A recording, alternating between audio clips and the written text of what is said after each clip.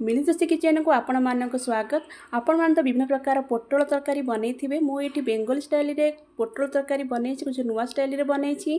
मुझे 250 ग्राम पोटल नहीं भल से धोई एमती काटी देची।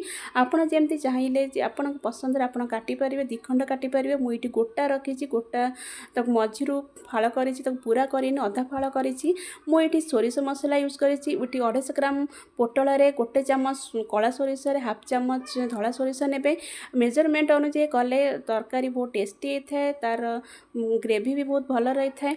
मुझे पोटल को रिफाइन तेल रे फ्राए भी कर टे नरम हवा फ्राए करे बेसी फ्राए करें।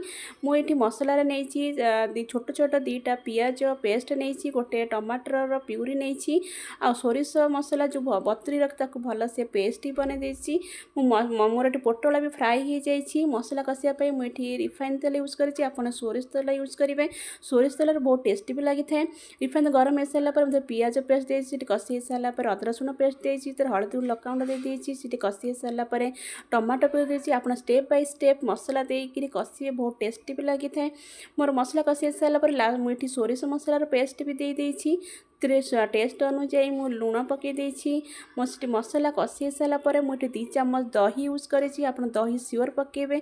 दही ये पकेले पोटलटा आहरी टेस्ट फ्लेवर चेंज होते और टेस्टी भी लगी है।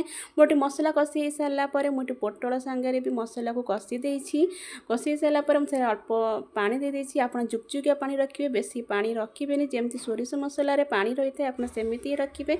मुझे सेमती रखी आपड़ी भात सहित खाईपारे सेमती मसलार ग्रेवी रखिए। मोटे प्रस्तुत हो जाए पोटल बेंगली स्टाइल रे पोटल तरकारी। मुझे लास्ट को चीनी दे आपको केमी लगे लाइक कमेंट करेंगे। रही जय जगन्नाथ।